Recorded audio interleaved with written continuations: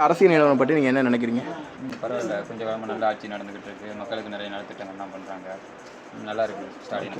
நம்மளோட தமிழ்நாடு முதலமைச்சர் அவர்கள் இந்த 4 ஆண்டு கால திட்டத்தில் பெண்களுக்கும் குழந்தைகளுக்கும் சிறப்பான முறையில் நிறைய விஷயங்களை நலத்திட்ட உதவிகள் செய்து கொடுத்துட்ருக்காங்க. மாதம் மகளிர் உரிமை தொகை கொடுத்துட்ருக்காங்க. அது பெண்களுக்கு பெரிதும் பயனுடைய ஒரு விஷயமா.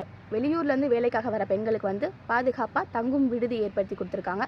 இலவச காலை உணவு திட்டம் அறிமுகப்படுத்தி கொடுத்துருக்காங்க. அது குழந்தைகளுக்கும் சரி, வீட்டில் இருக்க தாய்மார்களுக்கும் சரி, அது ரொம்ப ரொம்ப பயனுள்ள ஒரு விஷயமா இருக்குது. குழந்தைகள் வீட்டில் எவ்வளோ சாப்பிட்டுட்டு போவாங்க, அது எவ்வளோ ஆரோக்கியமான ஒரு உணவாக இருக்கும் யாருனாலையும் சொல்ல முடியல. ஆனால் காலை உணவு திட்டத்தில் முதல்வர் அவர்களுக்கு கொடுக்குற உணவு அவ்வளோ சத்துள்ள ஒரு விஷயமாகவும் இருக்குது. இப்போ இருக்கிற சிஎம் மக்களுக்கு நல்ல திட்டங்களை கொண்டு வந்திருக்காரு. அதுவும் இல்லாமல் அவர் ஆட்சி காலத்தில் தான் இந்த கொரோனா வந்துச்சு.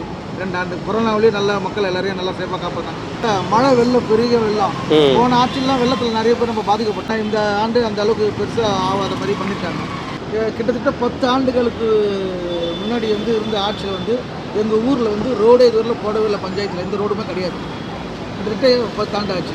இப்போது இவங்க ஊருக்கும் சாலை வசதி, குடிநீர் தண்ணி வசதி, மின்கம்பம் மாற்றுறது புதுசாக புதுப்பிக்கிறது, அந்த மாதிரி நிறைய திட்டங்களை கொண்டு வந்துக்கிறாங்க. கவர்மெண்ட் அதிகாரிகளும் நல்ல வேலையை செய்கிறாங்க.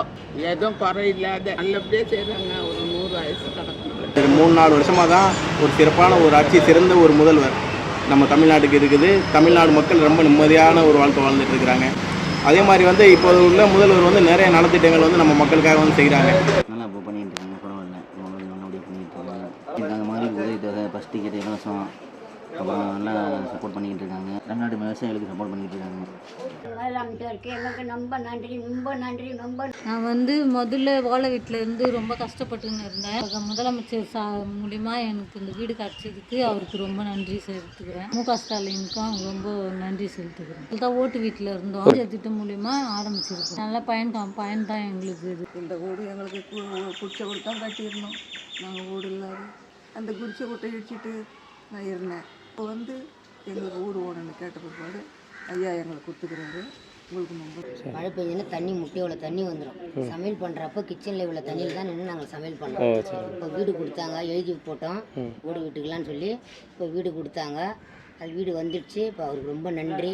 ஸ்டாலின் ஐயாவுக்கு ரொம்ப நன்றி. இதில் பெண்களுக்கும் குழந்தைகளுக்கும் மிகவும் பாதுகாப்பு கொடுத்து முக்கியத்துவம் கொடுக்குற முதலமைச்சர் அவர்களுக்கு இந்த நேரத்தில் நான் நன்றியை தெரிவிச்சுக்கிறேன். வருங்கால ஆட்சியில் திரும்பவும் திமுக ஆட்சிக்கு வந்தால் பெண்களுக்கும் குழந்தைகளுக்கும் எல்லாருக்குமே, பொதுமக்கள் எல்லாருக்குமே நல்ல ஒரு பயனுள்ள விஷயமா இருக்குன்றதுக்காக அதையும் தெரிவிச்சுக்கிறேன். நன்றி சொல்லிக்கிறேன்.